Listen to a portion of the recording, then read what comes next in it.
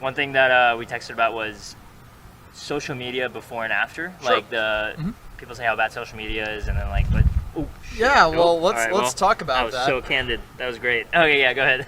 Yeah, look, I mean, I think some of the criticism of clickbait culture and cancel culture is fair, but and this may be unpopular to say, but I do think social media has been a net positive, and I'll tell you why. It depends how you use it. Right.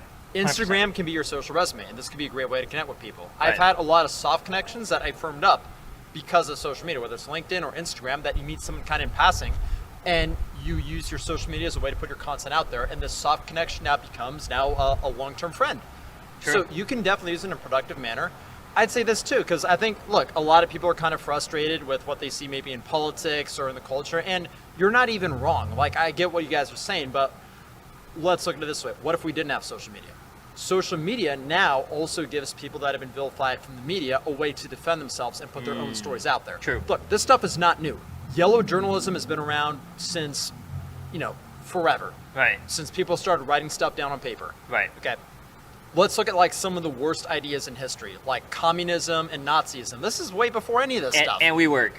Yeah. Like this is like the body counts like Pol Pot or like Stalin, Hitler. Yeah. Look, this stuff was way before social media. So like, let's not get too carried away that society's falling apart. Like we've been society's through been fucked for a while. Yeah, it's been bad for a while. There's a lot of messed up stuff. So this is our kind of new thing that we're dealing with. But I mean, would we rather have World War III in Syria? I mean, social media now gives us a way to discuss issues that go outside of just what corporate media is saying. Right. Would we rather have like permanent lockdowns now because like what were they called, like the Delta variant? Yeah, whatever. Yeah. Something, So look, when it comes to talk of the censorship and some of the bias, look, I get it. I agree. You're not even wrong. Right.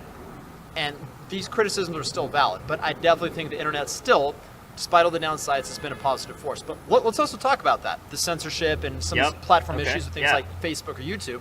This is why I've been branching out other platforms. Yeah, this is why I've been branching out to other platforms like Spotify or others. New players will come in. Right. It's always kind of in this like snide mindset of YouTube. Like, hey, if you don't like it, go somewhere else. There was nowhere else. But now there are more places and now. this is the exact same mindset that cities like New York and San Francisco had. Like, You hey, don't if you don't like like it, go somewhere else. Yeah. Well, now people are with work from home. Right. Likewise, too. Now, this hyper-centralization of internet that we had in the 2010s, Right. I think we're going to look back at this as kind of an aberration. Before the 2010s, before the mega sites, the Facebooks, the YouTubes, the Twitters dominated all the traffic, there's lots of small sites that kind of all linked to each other. Yeah. Because this Google and Yahoo, because Yahoo was the thing back then, they had They to were be a big. fair player. Yep. They had to be a fair player because the field was so decentralized. Right. Well, then it became hyper-concentrated. Now things are starting to widen back out.